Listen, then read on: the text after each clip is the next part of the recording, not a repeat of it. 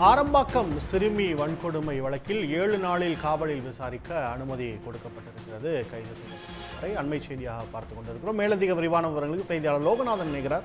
லோகநாதன், விவரங்கள்.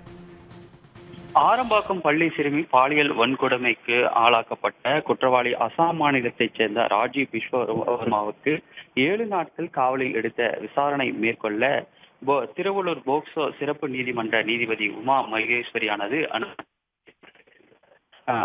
சிறுமி கடந்த 12 வீட்டுக்கு சென்று கொண்டிருந்த போது அவரை பின்தொடர்ந்து வந்த அசாம் மாநிலத்தைச் சேர்ந்த இந்த ராஜீவ் விஸ்வகர்மா அவரை கடத்தி மாந்தோப்பில் வைத்து பாலியல் பலாத்காரம் செய்த விவகாரம் தமிழகத்தில் பெரிய சம்பவமாக இந்த செய்தியானது பார்க்கப்பட்டிருந்தது. இது தொடர்பாக அந்த குற்றவாளியை பிடிப்பதற்காக 10க்கும் மேற்பட்ட தனிப்படை திருவள்ளூர் மாவட்ட போலீசார் அமைத்திருந்தனர்.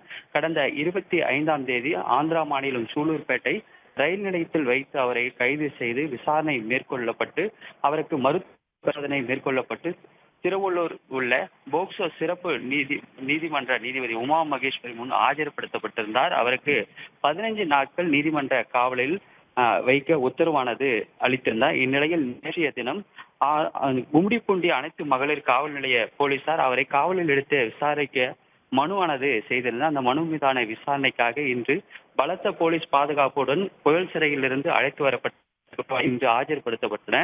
இன்று காலை 11 மணி அளவில் ஆஜர்படுத்தப்பட்டு விசாரணையை செய்த நிலையில் மீண்டும் அவரை மாலையில் ஆஜர்படுத்த வழக்கானது இந்த மனு மீதான வழக்கு தள்ளி வைக்கப்பட்டிருந்தது. இந்நிலையில் இன்று தற்போது இந்த வழக்கு விசாரணை தொடங்கப்பட்டு அவருக்கு 7 நாட்கள் காவலில் வைக்க நீதிபதியானது காவலில் எடுத்து விசாரணை மேற்கொள்ள நீதிபதியானது உத்தரவிட்டிருக்கின்றார். தற்போது அவர் விசாரணை இந்த வழக்கு விசாரணை மனு மீதான விசாரணை முடிக்கப்பட்டு பலத்த போலீஸ் பாதுகாப்புடன் அவரை கும்மிடிப்பூண்டி அழைத்து செல்லப்பட்டு அந்த சம்பவம் குற்றம் நடந்த இடத்தில் அவர் அடையாள அணிவகுப்பு நடத்துவதற்கும் போலீசார் திட்டமானது தீட்டியிருக்கின்றனர். தொடர்ச்சியாக அவரிடம் இந்த 7 நாட்கள் சம்பவம் குறித்து விசாரணையை மேற்கொள்ளப்படும் என தெரிய வருகிறது.